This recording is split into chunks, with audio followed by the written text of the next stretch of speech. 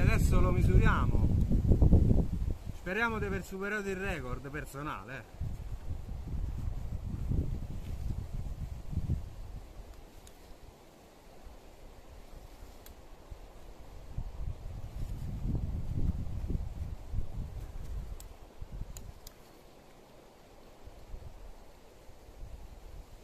Ragazzi, 2,06 m, record personale.